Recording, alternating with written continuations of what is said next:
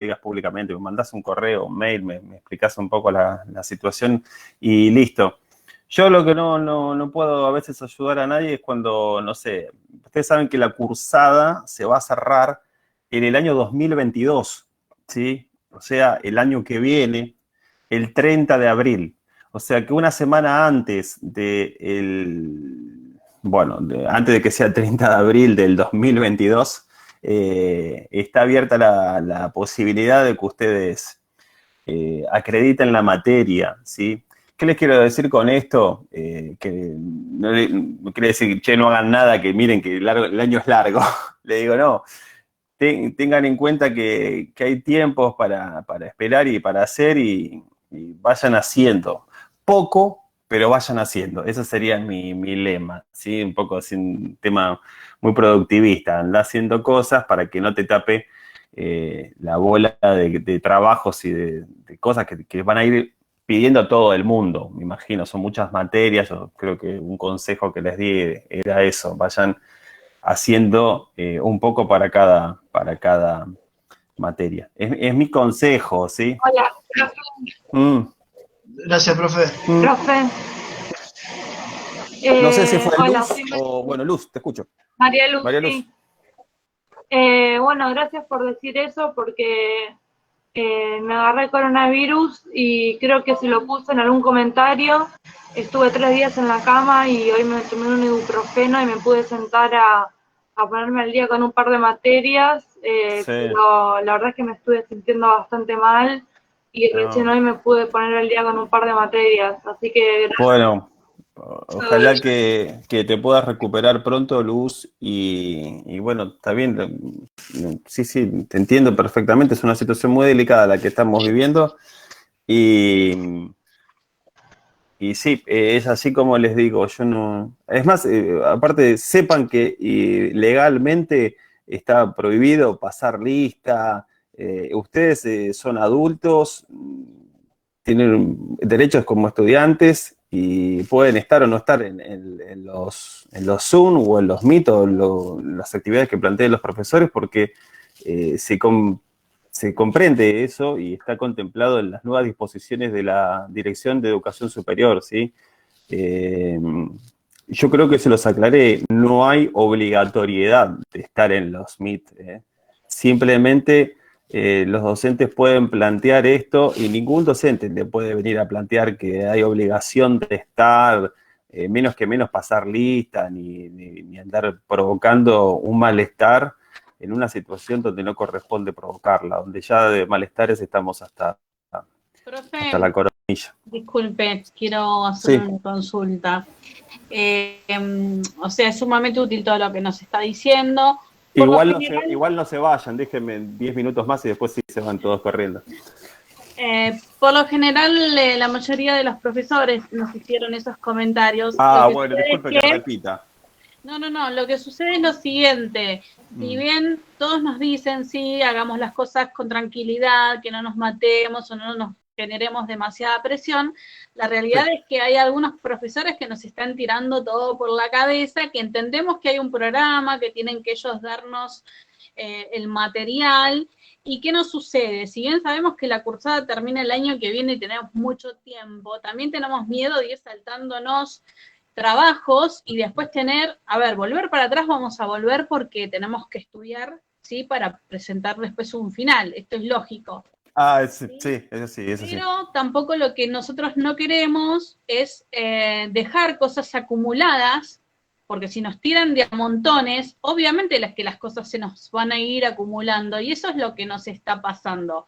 Aunque no querramos, nos estamos estresando mucho porque se nos está acumulando mucha cantidad de material de algunas materias, de no todas.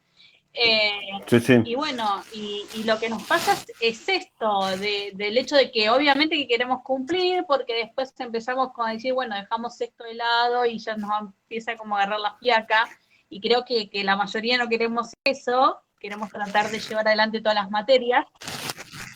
Pero sí, hay muchas materias que tenemos mucho material, y a veces se nos superpone y por ahí yo hay materias que todavía no llegué a leer, porque me enfoqué en esas que por ahí nos mandaron mucho material, porque no quiero que se me amontonen, y hay 2 o 3 materias Sí. que todavía ni las toqué desde que empezamos, y que no está bien, pero no, Claro. o sea, estoy No, en el no, proceso sí. de ver cómo me organizo también, ¿no? Yo creo que mi primera clase, por ahí es medio denso en esto de mandar consejos, pero contra el estrés no te puedo decir nada, Paula. La verdad que contra eso ni yo puedo contra el estrés, salvo que en mi clase semanal de yoga y de caminata, que es lo que me mantiene vivo corporalmente y mentalmente.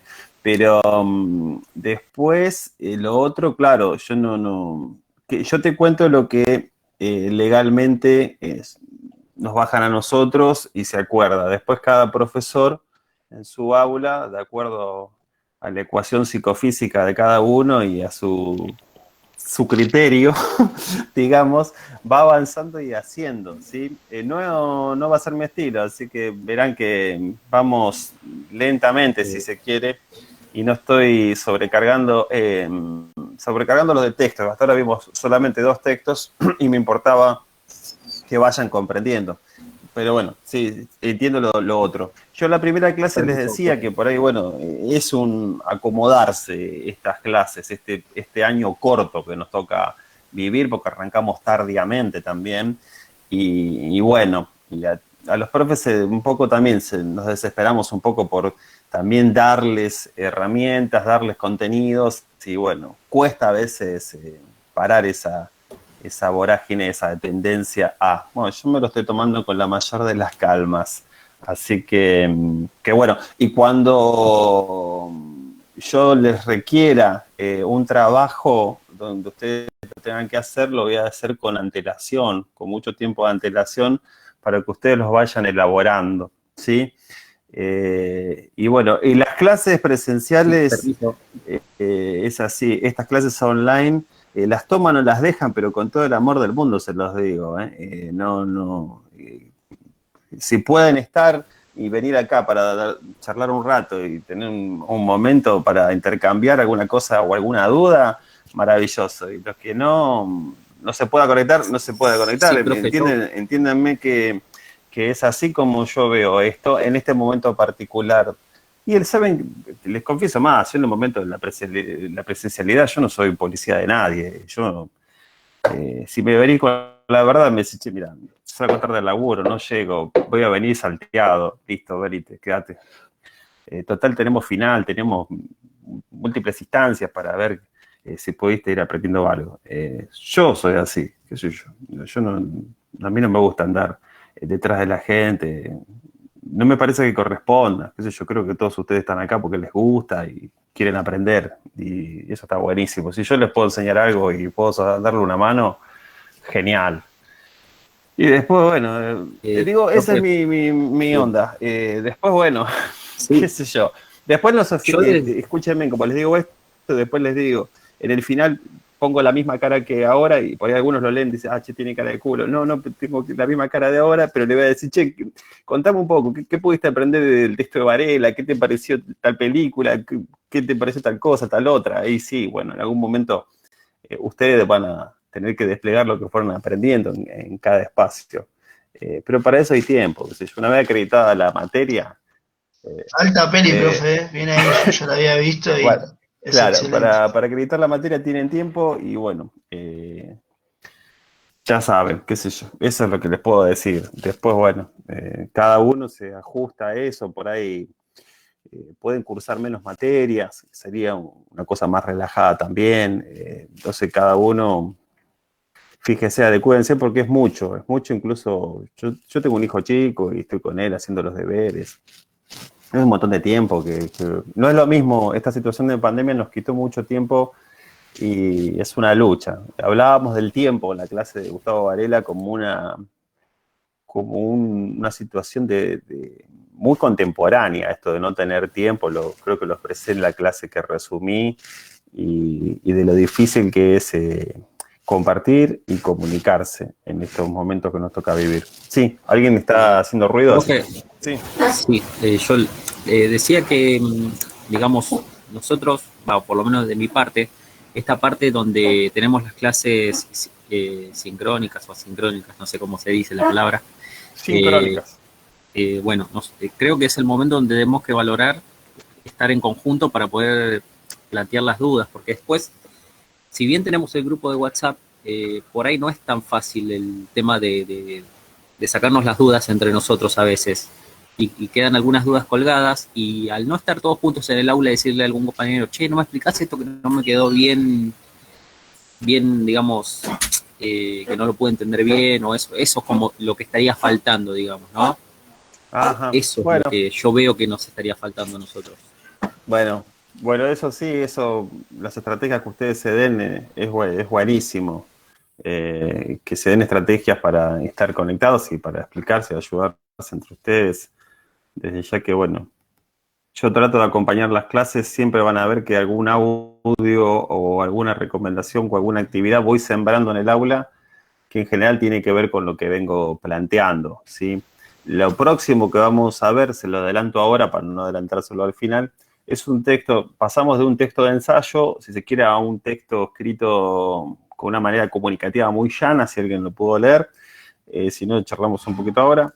Y el próximo texto que vamos a leer es un texto académico, ¿sí? Es un texto que se llama, tiene por nombre así, El capitalismo, o ¿qué es el capitalismo? Una cosa así, que es un texto también muy estructural, un texto académico que tiene unas páginas que es un texto, si se quiere, del orden de lo más complejo, porque pasamos del ensayo a un texto, si se quiere, escrito en una situación comunicativa, en una especialización, que es un texto más claro, y ahora vamos a leer un texto académico de Sara Lifty, que tiene una cátedra en la Universidad de Buenos Aires, donde ahí se va a meter a pensar al nacimiento de la sociedad capitalista y va a utilizar herramientas explicativas de las teorías de Marx para explicar el mundo que se vive. Así que vamos a pegar un salto ahí y después nos vamos a meter al nacimiento de la pedagogía. Cuando veamos el nacimiento de la pedagogía, tal vez alguna gente ya se ofreció, que son pedagogos o han tenido la oportunidad de terminar otra carrera y entienden más de pedagogía que yo, así que estoy abierto a las chances de que intervengan otras voces. En mi cátedra está abierta la posibilidad de que hablen y que preparen cosas, así que va a estar buenísimo charlar un poco, escuchar otra voz, que tal vez son la voz de otro colega, que se siguen formando acá, que es muy loable que eso, y que compartan un poco qué es la pedagogía, el origen de la pedagogía. Creo que ya hay algunas cosas asignadas, así que bueno, vamos a trabajar, seguramente cuando veamos eso, vamos a charlar sobre el origen de la pedagogía moderna, sobre la definición de pedagogía, cómo evolucionó la pedagogía, y en especial me gustaría detenerme en un autor de la pedagogía en particular, que es Amos Comenius. Así vamos a charlar un poco sobre eso, y así vamos a ir metiéndonos en el mundo de lo que se dio por llamarse modernamente ciencias de la educación. ¿Por dónde le entramos a la ciencia de la educación? Le entramos por el área de las ciencias sociales, ¿sí? Por el campo de las ciencias sociales, que es donde me siento cómodo yo, si otros hubiesen entrado por otro lado. Bueno. ¿Alguna otra cosa? ¿Algo que quedó por ahí picando o no? Escucho, se enchufan y me dicen y listo. Profe, yo tengo una punta, porque me quedé con una duda de que yo entregué el trabajo como trabajo práctico. Y después cuando abrí, Sí.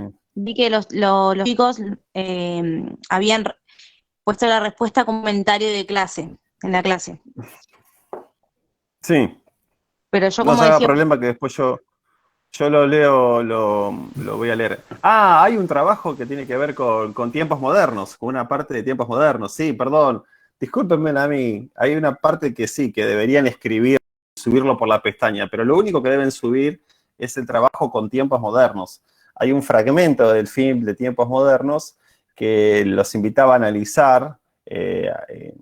Bueno, y ahí formalmente les pido, bueno, si quieren, copien las consignas, quiénes son ustedes, a modo de carátula, y van respondiendo esas consignas que se le plantea.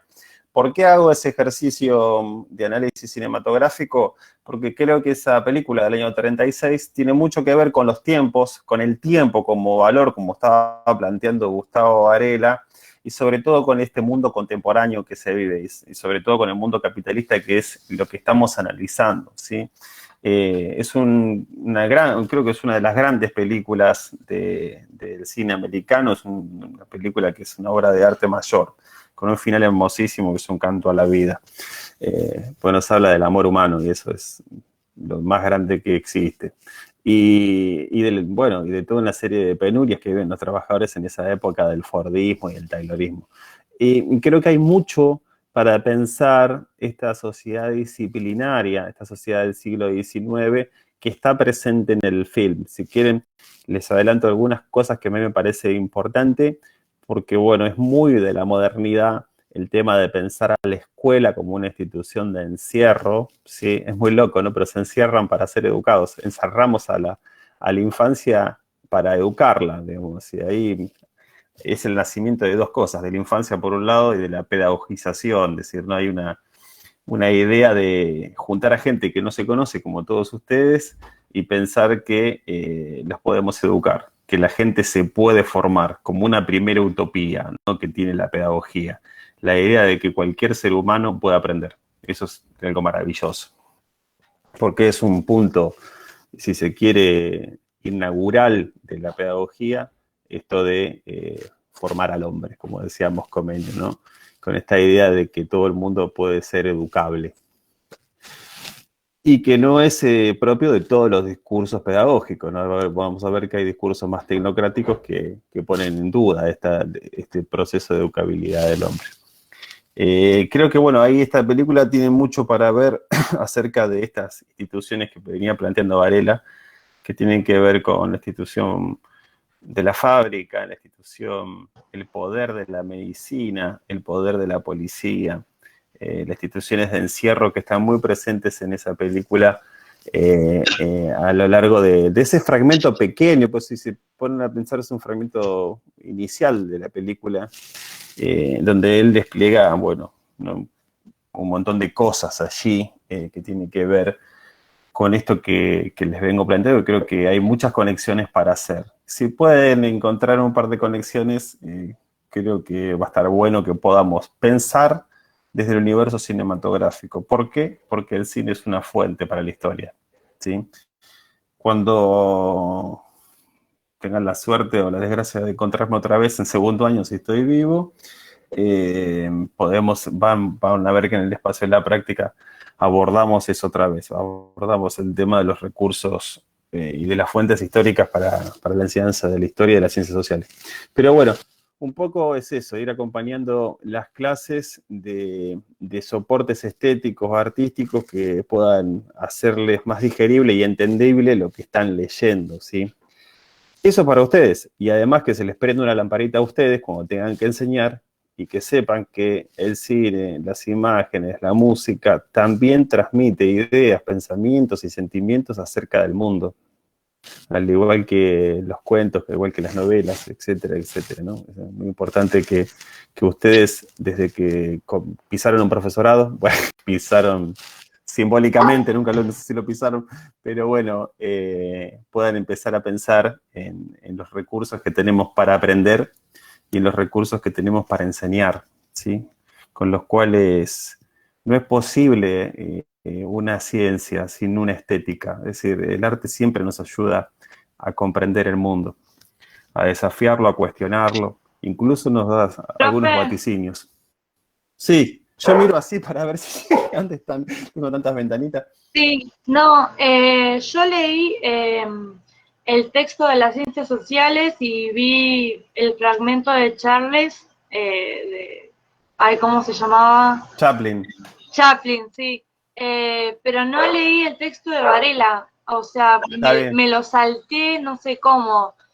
No importa, después tomate tu tiempo y lo lees y vas a hacer un montón de conexiones porque es muy divertido el texto de Gustavo Varela. Y también se apoya ese texto de Gustavo Varela en imágenes cinematográficas, ¿no? Yo creo que hay una imagen cinematográfica que habla de todo lo que expresa que es Luna de Avellaneda, ¿no?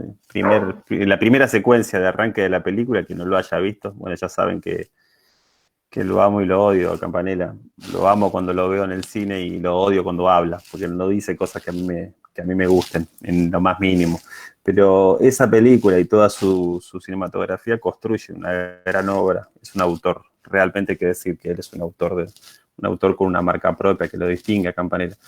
Y en Luna de Avellaneda, esa primera escena, esos primeros minutos acerca de la vida comunitaria, social, ahí está presente lo que Bauman piensa como sociedad sólida, ¿sí? Con todos esos vínculos comunitarios fuertes, esa idea de nacer parido en los brazos de la comunidad, ¿no? Eso es una cosa tan bella, no sé si alguien lo vio, Luna de Avellaneda, véanla, no estudian más y vean Luna de Avellaneda. Es algo maravilloso.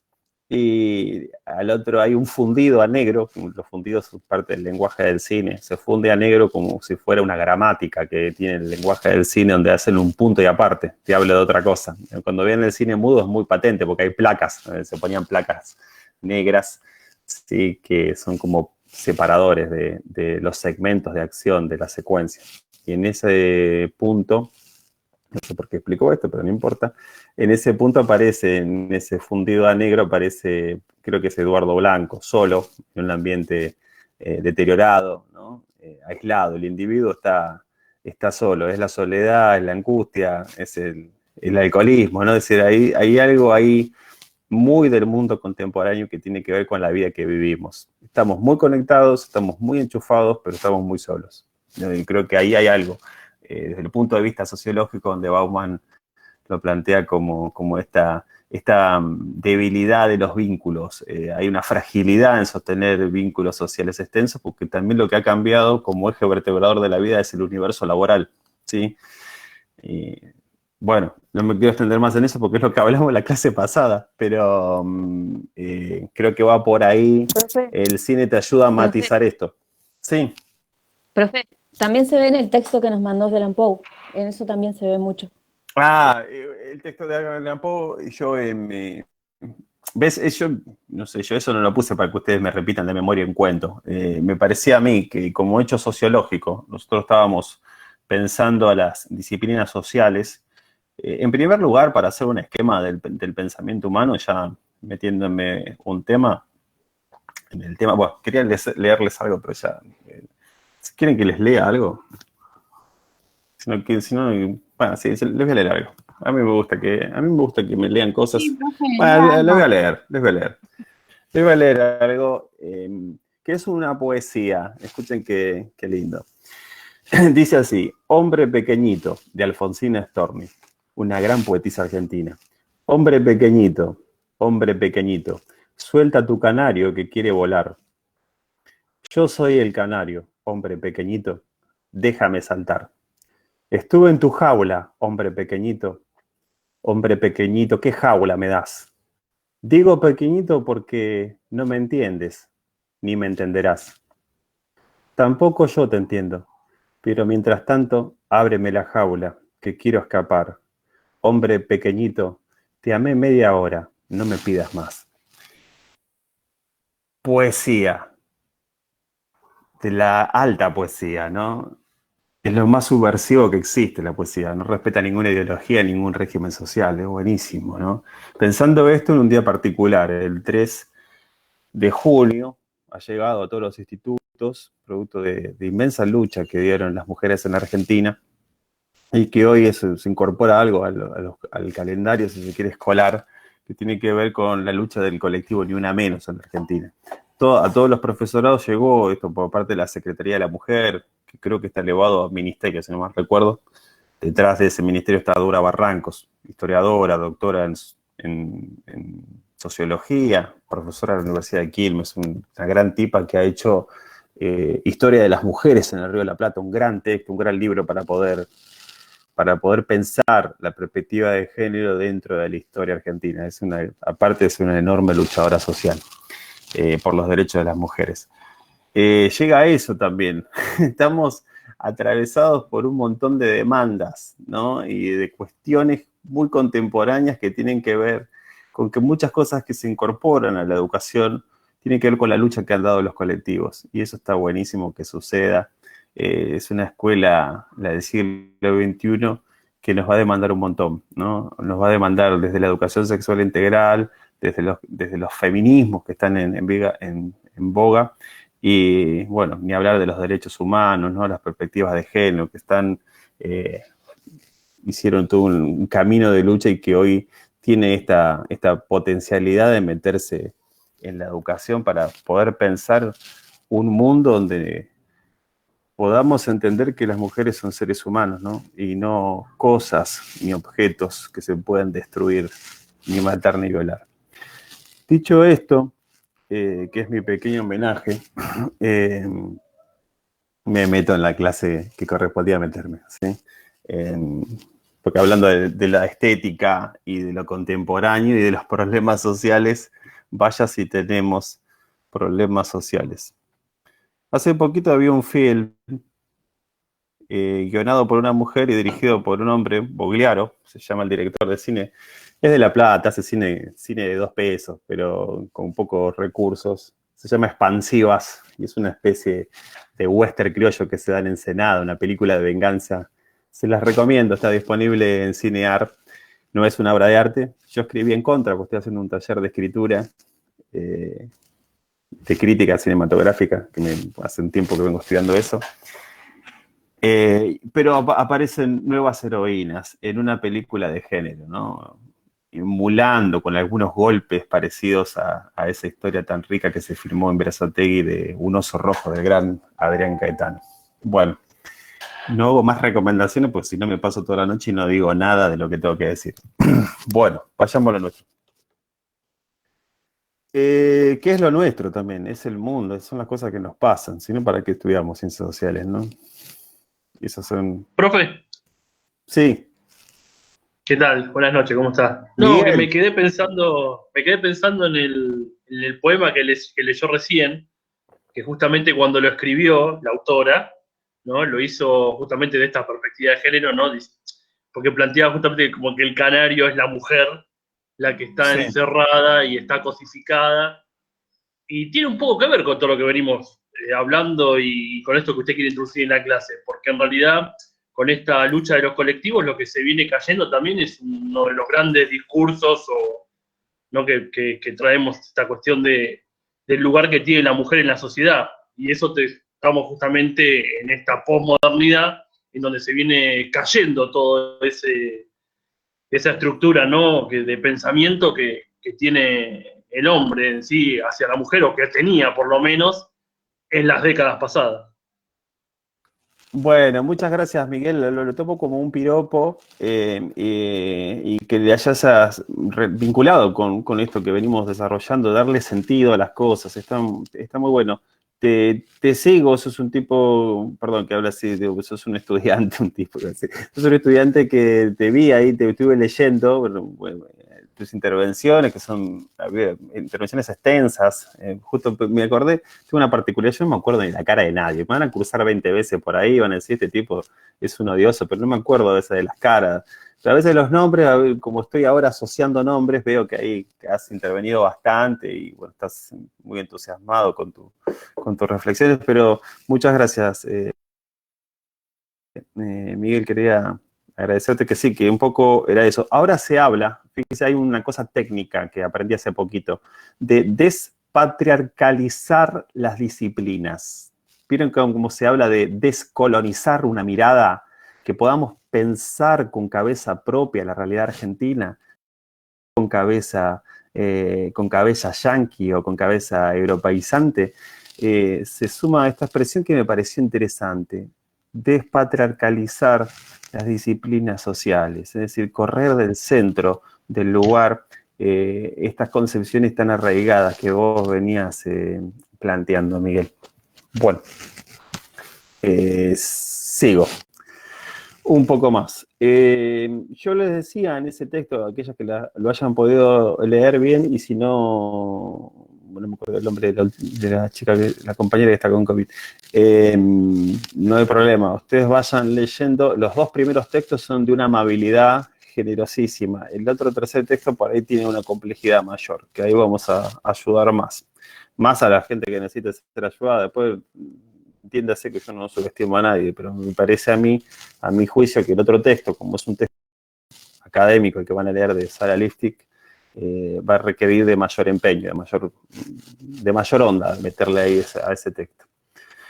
Veníamos analizando y pensando que las ciencias sociales tienen un paradigma explicativo, analítico, que se basa en conceptos y en teorías que tratan de explicar la realidad social, ¿sí?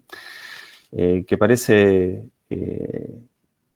realmente muy loco, porque no tenemos un lenguaje unívoco, que un concepto signifique lo mismo en todos los tiempos, ¿sí? A diferencia de las ciencias naturales que han resuelto ese problema hace como 300 años más o menos, ¿no? La palabra inercia significa inercia aquí, en el Congo belga y en la China. Pero sin embargo, en el territorio de las ciencias sociales casi ningún concepto significa lo mismo a lo largo del tiempo, y esa es una riqueza y una complejidad que tiene nuestra área de pensamiento, ¿sí? Todos los conceptos que podamos pensar en el campo de las ciencias sociales están siendo discutidos en la caldera de la universidad, de la academia, hasta el día de hoy. No hay nada que esté completamente resuelto. Por eso hablábamos de la polisemia de los conceptos, de los sentidos, y de que cada concepto se construye en una época como despatriarcalizar. Sororidad, dije bien, ¿no? Si digo mal, me corrigen. Palabras nuevas que simbolizan y que le dan un sentido a la realidad. El lenguaje construye realidad. Después lo vamos a ver, esta idea de que el lenguaje tiene que ver con una práctica social e histórica, ¿sí? No es cualquier cosa. Las discusiones acerca del lenguaje son muy importantes. Y eso tiene que ver incluso con las discusiones en la actualidad acerca del lenguaje inclusivo, ¿no? Son cosas a las cuales estar atentos, que después las vamos a retomar cuando leamos un texto de Silvia Birx que habla acerca de qué es la educación. Así que, bueno, hay otras propuestas que tienen que ver ya con un texto escrito por una doctora en ciencias de la educación. Pero muy, muy divertido, muy lindo el texto, eso no va a tener ningún problema. Creo yo. Bueno, en síntesis es un poco lo que el audio les había armado en el audio, que Spross haya podido escuchar en primera instancia. Y en segundo lugar, teníamos un recorrido histórico desde siempre. Desde que hay seres humanos en la Tierra se pensó sobre el mundo social. Hubo reflexión social, existió desde siempre, desde que existieron seres humanos, ¿sí? Se pudo sistematizar más, por lo menos para nuestra cultura occidental y cristiana, en el mundo griego. Ahí vemos que hay un despliegue más sistemático acerca de reflexiones que tienen que ver sobre las formas en que organizarse socialmente, ¿no? Pensamos que ahí hay como un tridente ofensivo, que hay fútbol, que está Sócrates, Platón y Aristóteles, esos dos grandes pensadores griegos en el siglo V a.C., y que ellos sí han teorizado acerca de la política. Recuerden que ahí hay un nacimiento, ¿no? En Aristóteles hace un trabajo llamado La Política. De allí viene la expresión política, de polis, ¿no? De esta idea de... Miren qué linda frase que tenía Aristóteles, esto de pensar la política como problema de los ciudadanos, ¿no? Le llamaban idiotas a aquellos que no se comprometían con los problemas de su polis. Y para Aristóteles tenía una finalidad la política, que era la búsqueda del bien común. Imagínense si los políticos en nuestra historia argentina hubiesen buscado eso. Qué interesante. Ahí nace la democracia como una de las formas de gobierno. También en Grecia lo van a ver con la flaca Critch, si llegan, y que tiene que ver con una democracia restringida, ¿no? Ahí no estaban incluidas las mujeres, los esclavos, una democracia para los aristoi, para unos pocos. Ahí tienen que leer la Finlay, un especialista en el estudio de los griegos. Pero de hecho, sea de paso, en ese mundo griego se teoriza acerca de las formas de gobierno. En Platón escribe un texto llamado La República, se habla de la oligarquía, de la monarquía, de la aristocracia. Mucho lenguaje político del mundo contemporáneo tiene su nacimiento en la Grecia clásica. ¿Qué más? Incluso tenemos presencia del nacimiento de la historia como relato, ¿no? Esta idea de Heródoto como el padre de la historia. Padre, sí, recordemos. pocas madres, muchos padres. La idea de Heródoto de narrar lo que sus ojos veían. Incluso de otra disciplina que era la geografía, que ahí podemos pensar en dos señores también, en Estrabón y en Ptolomeo. ¿Recuerdan el viejo Ptolomeo de las matemáticas? Son como dos figuras importantes en el nacimiento de esta disciplina geográfica que tenía una impronta muy física, esta idea de describir la Tierra, ¿sí? Por necesidades puramente comerciales y económicas, esta idea de ubicar lugares, rutas comerciales, etcétera, etcétera, etcétera. Se empieza a sistematizar, ¿no? Conocer el mundo, conquistar el mundo implica conocer el mundo, o si se quiere, esta doble relación entre conocer y conquistar. Bueno, ahí teníamos ya una especie de primer momento de despegue de nuestras disciplinas sociales, si se quiere, o de reflexión, o de reflexiones sistemáticas, ¿no? Con los filósofos, digamos, a partir de Sócrates, ¿no? Los presocráticos discutían otras cosas que seguro Santiago se va a encargar de enseñarles, o quien lo tengan en filosofía. Avanzamos en el tiempo y vemos que en el mundo antiguo, en todo el mundo antiguo, si quiere ponerle fecha de cumpleaños y seguir una línea muy positivista y tradicional que tiene que ver con el cristianismo, porque recuerden que esa línea temporal que marca el nacimiento de nuestro profeta, entre comillas, Jesucristo, tiene una idea del tiempo lineal, ¿no? Del nacimiento, el desarrollo y la muerte. Ahí hay una concepción filosófica y religiosa detrás de esa idea, de esa línea periódica que hacíamos, poníamos el 0, el antes y después de Cristo, y el menos 3000, menos 4000, menos 5000 y para adelante, digamos, todo el mundo antiguo. Podríamos pensar que la forma explicativa de entender el mundo social y el mundo natural tenía que ver con el mito y la leyenda, ¿sí? Lo van a ver, todo eso lo van a ver tanto el mundo azteca. Por eso hay muchos paralelismos, ¿sí? Las sociedades a lo largo del tiempo manifiestan la forma en que se organizan para vivir. Sí, va a ver que hay muchas deidades, muchos politeísmos, esta idea de endiosar los recursos naturales, el sol, el agua, la luna, es muy similar en casi todo, en todas las civilizaciones antiguas. Algunos quieren creer que hay marcianos, bueno, ese tipo de cosas, pero bueno, causan gracia nada más, ese tipo de teorías. Entonces podemos pensar que ahí la forma explicativa tiene que ver con el mito y la leyenda, y durante la Edad Media, les comentaba que había otra forma de pensamiento, ya más dominada por el pensamiento religioso, ¿no? Recuerden que hay una alianza entre la monarquía, entre la cruz y la corona, que tiene que ver con el cristianismo. Para ser rey había que ir a Roma para que te unja el Papa, ¿no? Hay una alianza muy fuerte. La iglesia cristiana de base, que pasó de ser una iglesia subversiva que pedía para el pueblo lo que es del pueblo y para el César lo que es del César, esa iglesia de la catacumba que tenía el símbolo del pez, y esa iglesia que hablaba de ese comunismo primitivo, si se quiere, con el compartir, va a pasar a ser una iglesia oficial a partir del siglo V, y se va a transformar en una iglesia imperial. Esto es un comentario, ¿no? Desde ahí hasta nuestros tiempos, ¿no? Esto, lo importante es que se empieza a pensar, ¿sí? Y el conocimiento es utilizado desde siempre como una herramienta de poder.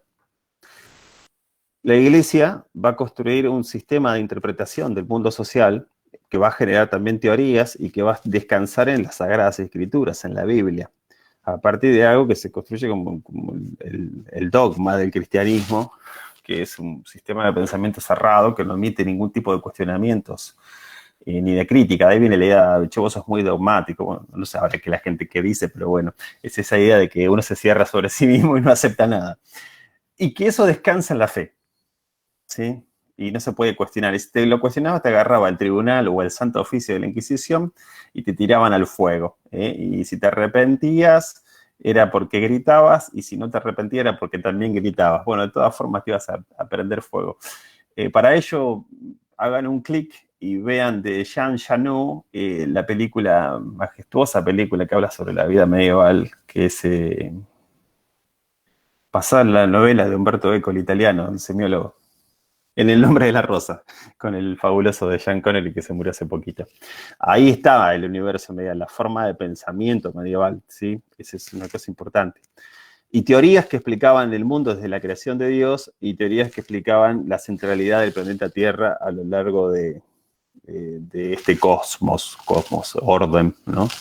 Recuerdan que esa teoría no se enseña más en las escuelas laicas, ahora te agarran a mi chiquito, ¿viste? Lo ponen en el medio, ¿viste? Como es mi hijo, lo ponen en el medio. Y los demás giran y le explican, lo ponen a uno de Sol y los demás planetas, los demás de otros planetas, ¿no? Sabemos que ahí se gana la batalla una batalla entre las teorías geocéntricas y el heliocentrismo que predominaba durante la Edad Media. Batalla que da la ciencia, los primeros científicos, entre ellos que aspiraban en primera instancia a ser filósofos, pues bueno, había otro estatus disciplinario para la filosofía. El que más se destacó en esta revolución científica fue Galileo Galilei, ¿no? Esta idea poética de que él cree que el universo está escrito en lenguaje matemático y solo a través de las matemáticas podemos conocer ese misterio, desvelar eso. Y a partir de un medio técnico que era el telescopio, lo que le permitía ver, la importancia de ver para poder expandir nuestros horizontes mentales. Era muy importante ver, conocer, romper ese pensamiento cerrado, ese pensamiento aldeano, que es lo que permite expandir la mirada y poder modificar un montón de cuestiones. Chaplin tiene una máxima, perdón que haga una conexión con eso. Todo el cine de Chaplin es melodramático, te hace reír y a la vez es medio así como la carita del teatro, ¿no? Tiene una máxima dice, la vida, ¿no? Con el lente de la cámara, cuando se acerca, si uno ve las cosas muy de cerca, puede parecer un drama. Cuando le pone zoom de alejamiento, ¿sí? Cuando se aleja puede parecer una comedia. Fíjense esa idea que tiene Chaplin tan genial de pensar la distancia, ¿no? La distancia y el tiempo y la posibilidad de ver las cosas de otro lugar. Cuánto nos pasó en la vida esto, ¿no? De que fue un gran drama esta cosa y hoy es un motivo de gracia. Bueno, pero tiene que ver con esto de los modos de ver el mundo, ¿no? El hombre medieval era un hombre aldeano que vivía en su mundo, era un mundo cerrado. Y el mundo nuestro es un mundo amplio, ¿sí? Por más que vivamos medio encerrados, pero hablo de las cosmovisiones aquí. Ese paradigma teológico medieval y feudal va a empezar a descrebajarse con el nacimiento de la ciencia a partir del siglo XV y XVI y la revolución científico, técnica y comercial y el descubrimiento de un nuevo mundo, ¿sí? Los europeos conquistan el mundo, es un hecho, son el primer imperialismo que hay y lo hacen, según las teorías más nuevas de eso, conquistando el mar. Construyen algo que le permiten viajar a los europeos, ir y venir, ¿no? En el caso de los españoles construyen las calaveras, esos navíos que les permiten llegar hasta el continente americano y volver, a pesar de que los chinos ya habían desarrollado algo parecido, pero bueno, se desarrollan hacia adentro y no hacia afuera. Esa revolución del siglo XV y XVI, apoyada por un capitalismo incipiente, mercantilista, ¿sí? Que necesita oro y plata. Recuerden que a Colón no lo mueve solamente la fe cristiana y el amor a Dios, ¿sí? También lo mueve eso, porque es un motor en esa época, ¿sí? También lo mueve el afán de lucro, un sentimiento nuevo, ¿sí? Esta idea, eso marca también un gesto muy moderno, esta idea de acumular riquezas. Creo que es, dame un segundo, creo que es... ¿Puedo hacer una pregunta? Nebrijas o el otro poeta del siglo de oro español, bueno, después googlean y me corrigen, habla de esto, ¿no? O Don Dinero, poderoso caballero. Esta idea del espíritu de lucro, del espíritu de empresa. Sí, no me acuerdo, disculpa que ahí me quedé. Sí, perdón. A mí me había quedado una duda en el texto en relación a lo que es el capitalismo. ¿A partir de qué momento se considera la existencia del capital? Esa pregunta es muy buena, Brizuela, o Lucas, porque acá hay mucho consenso pero también hay distintas miradas acerca de eso. El capitalismo puede ser, está considerado que tiene distintas fases de desarrollo, ¿sí? Una es de... Hay dos hinchadas, si querés, hay dos miradas, si querés, o dos teorías. Una que dice que el capitalismo comenzó con la conquista de América y los procesos de colonización, ¿sí? Y sobre todo, ahí hay un sociólogo que se llama Wallenstein, pero ahora no viene el caso recordar esa cosa, pero bueno, el tipo lo que plantea este teórico es que hay capitalismo en la medida que hay un mercado mundo, dice Wallenstein.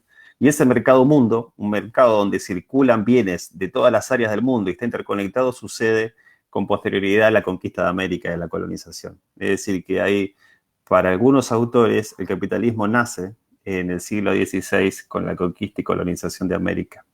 Y en un proceso de acumulación primitiva, le llaman si se quiere, los que son más economicistas, que va a permitir el take-off, hoy estoy hecho un loco, el despegue de la economía con la revolución industrial. Todos esos tesoros, esas riquezas que van a parar a Europa, con las cuales Galeano dice que se podía haber hecho un puente de oro y de plata con todo lo que la Europa nos robó de América, ¿no? Gran libro, algún día encuéntrense con él, un escritor impresionante. Penas Abiertas de América Latina es un libro para leer y para tenerlo ahí. Bueno, seguíamos allí. Hay una teoría que tiene que ver por ahí, que comienza ahí, esa fase 1, si querés, de acumulación primitiva de capital, de oro y plata, y de conquista de América, y a partir de un circuito comercial mundial. Y las otras hinchadas, los otros teóricos dicen que no, realmente el asentamiento de la sociedad capitalista y burguesa se da en la revolución industrial. Revolución industrial que impone por primera vez en la historia una nueva forma de producir bienes y de producir riqueza, que es a partir de la utilización de máquinas, ¿sí? Nunca antes se había dado a eso. La burguesía crea maravillas, ¿sí? Una maravilla que es más maravillosa que las pirámides de Egipto, que la muralla china. Dice Marx, la burguesía moderna creó la industria. Fíjense que está fascinado Marx con esta idea, ¿no? De que crea un nuevo medio de producir, para producir riquezas que no existía. Y ese nuevo medio para producir riquezas va a desquiciar al mundo. Lo va a volver loco, dice Engels, ¿no? Es buenísima la idea de las máquinas. Además, son el germen de las ciudades. Las máquinas las fábricas se asientan y son el germen de las grandes ciudades. Por eso en Chaplin está la ciudad como personaje, ¿sí? Cuando sale del manicomio hay un plano inclinado que habla de la inestabilidad psíquica del personaje que quiere retratar y se le viene encima a la ciudad. La ciudad se plantea al sujeto como un infierno. Gente que viene del campo hacia las ciudades, que acostumbrada a vivir de los recursos naturales, de los feriados religiosos, donde el ritmo de la vida estaba marcado por las campanas de la iglesia y por los feriados religiosos, descubre el infierno de vivir encerrado 12, 14, 16 horas por día, produciendo en las peores condiciones en que puede estar y vivir un humano, ¿sí? Son las fábricas modernas que se anclan en las ciudades de Liverpool, Manchester, Glasgow, ¿no? Esas grandes ciudades que son inmensas factorías. Por eso es un hecho sociológico. El primer libro de sociología escrito acerca de las condiciones de vida de los trabajadores es un libro escrito por Federico Engels, el mano derecha, amigo de toda la vida de Marx. Escribe un texto llamado La situación de la clase obrera en Inglaterra. Ese texto es un fuego, porque es un viaje hacia el universo que ni Dickens puede describir de esa forma, de cómo los trabajadores viven horas y horas de su vida explotados en las peores de las condiciones, donde viven mejor los animales que los trabajadores, ¿no? En una estructura de ciudad portuaria con centros y periferias pobrísimas, donde van a ir a vivir los trabajadores, que están descritas en la literatura de Charles Dickens, en Historia de dos ciudades, en La joven vida de Oliver Twist, en Alan Parker, en Cenizas para Ángela, en la película de Germinal, por ejemplo, esa película de Gerard Depardieu, que no me acuerdo quién es el director, lamentablemente, y en muchas otras más, de lo que es Inglaterra, ¿no? Y varias generaciones de trabajadores que van a ser explotadas.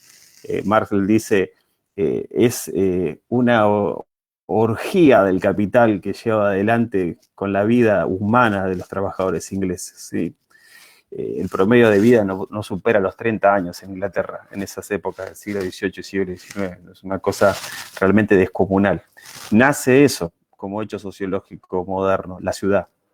Lo que describe Poe tan elegantemente en la ciudad de Nueva York, no me acuerdo qué ciudad describe él, pero aparece esto. Por primera vez hay un crecimiento desmedido de las grandes ciudades, ¿sí? Eso es provocado por la revolución industrial, el auge de las ciudades. Hoy por hoy el 80% de la población mundial vive en ciudades, con todas las porquerías y problemas que acarrea las ciudades, ¿no? Por ejemplo, pandemias. Sí, entre otras cosas. Bueno, ahí aparece una alternativa histórica para los trabajadores de Inglaterra. Morirse de hambre o luchar. Y en general, como somos una especie que nos gusta vivir, luchamos. Sí. Y aparecen los trade unions, los sindicatos, ¿no? Las asociaciones. Aparece gente que destruye máquinas pensando que son las máquinas las que le arruinaron la vida, porque los grados de conciencia. Los ludistas. Gracias. No, se me piantó quién fue, pero bueno, ahí está. Sí, aparecen los ludistas, el primer movimiento de protesta, de rebelión conspirativa contra las máquinas. Chaplin tiene una actitud ludista.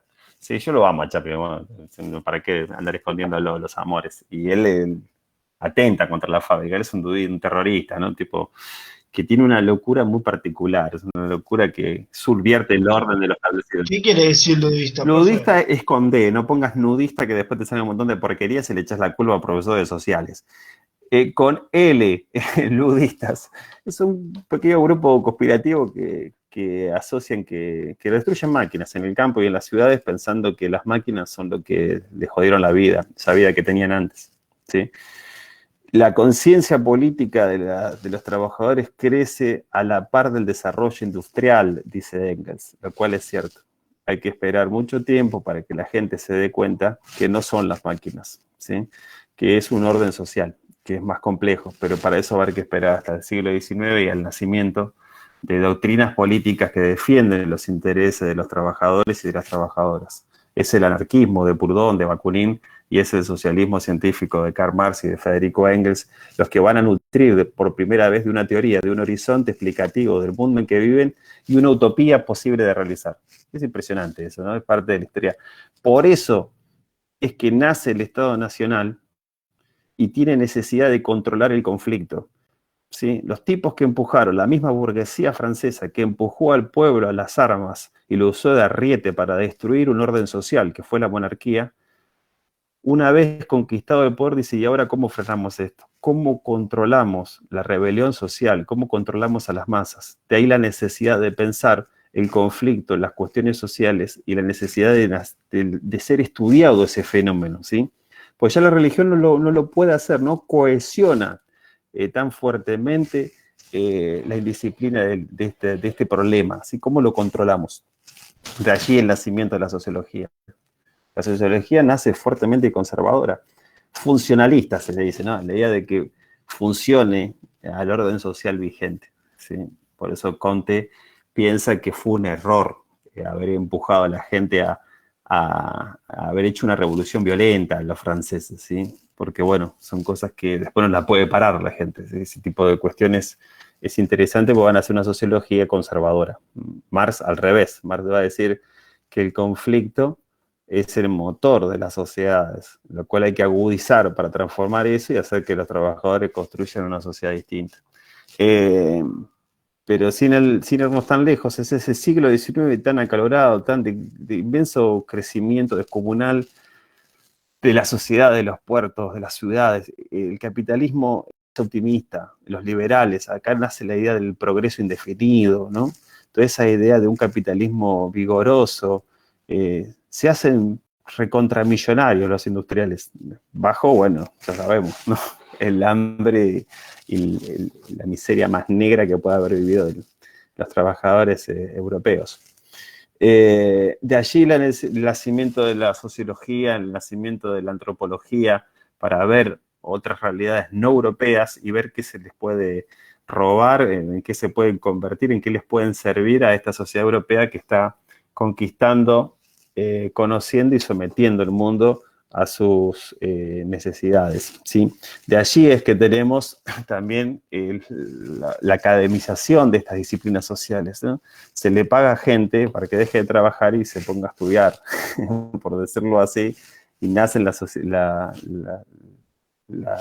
historia, la geografía, la sociología, las ciencias sociales se vuelven tomando prestado muchos métodos de las ciencias naturales para legitimarse como disciplinas, se empiezan a desarrollar y a estudiar en las universidades, que dejan de enseñar teología, ¿sí? Otras disciplinas como el trivium, el quadrivium, deja de funcionar de esa manera y la universidad se transforma en un lugar de producción de saber, ¿sí? Hay una conquista, si se quiere, del pensamiento liberal y burgués que va a abordar todos los órdenes de la vida y que va a ser un crack hasta el día de hoy, ¿sí? Bueno, hasta ahí llegaba ese texto, ¿sí? Y una idea de pensar a la historia como un relato común para todas y todos, y una geografía también identificar, muy estudiosa del territorio, donde lo estudia pormenorizadamente y donde lo identifica con la nación. Acá las disciplinas sociales tienden a controlar, tienden a estudiar, a comprender y tienden a identificar el espacio y la historia para crear una conciencia patriótica, ¿sí? Una idea de nacionalidad, ¿sí? Es creado primero el Estado y después desde el Estado se crea la ficción de un pasado en común y de un territorio compartido por todas y por todos, ¿sí? Es el momento en que surge esta idea de identificar a los hijos de los trabajadores con una nación específica, con la patria. No es en 1810 que nace la patria, sino que la patria en Argentina, por ejemplo, se construye a partir de la construcción de las escuelas, ¿sí? Y el proceso que van a hacer todas las escuelas para identificar a los hijos de los inmigrantes con un pasado en común y con un territorio en común. Cerrame la puerta. Bueno, lo hace siempre, no puedo evitar, pero se escapa. Yo lo encierro, pero él se escapa. Bueno, mis estimadas y mis estimados, espero no haberlos vuelto demasiado locos, pero un poco lo que plantea ese texto es eso, y lo vamos a seguir profundizando con el texto de Sarah Lipstick acerca de esta mirada, y vamos a volver sobre el problema del capitalismo, y después de ese texto nos metemos de lleno en el universo de la pedagogía o de la pedagogía, ¿sí?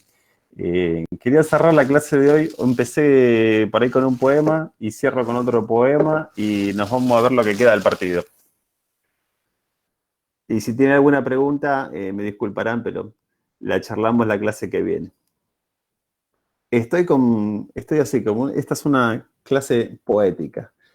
Y ¿saben por qué es esto, no? Esto es por ese tipo que le rompió la poesía en la cara en la película de Alan Parker. Así que, bueno, es nuestra pequeña venganza.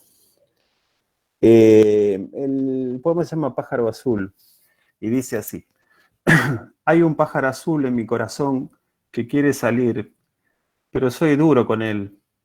Le digo, quédate ahí dentro, no voy a permitir que nadie te vea. Hay un pájaro azul en mi corazón que quiere salir, pero yo le echo whisky encima y me trago el humo de los cigarrillos. Y las putas y los camareros y los dependientes de ultramarinos nunca se dan cuenta de que está ahí dentro. Hay un pájaro azul en mi corazón que quiere salir, pero soy duro con él. Le digo, quédate ahí abajo. ¿Es que quieres montarme un lío? ¿Es que quieres mis obras? ¿Es que quieres que se hundan las ventas de mis libros en Europa? Hay un pájaro azul en mi corazón que quiere salir, pero soy demasiado listo. Solo lo dejo salir a veces por las noches, cuando todo el mundo duerme. Le digo, ya sé que estás ahí, no te pongas triste. Luego lo vuelvo a introducir y él canta un poquito ahí adentro. Y canta un poquito ahí dentro. No le he dejado morir del todo. Y dormimos juntos así, con nuestro pacto secreto. Y es tan tierno como para hacer llorar a un hombre. Pero yo no lloro. ¿Lloras tú? del gran maestro norteamericano del realismo sucio, Charles Bukowski.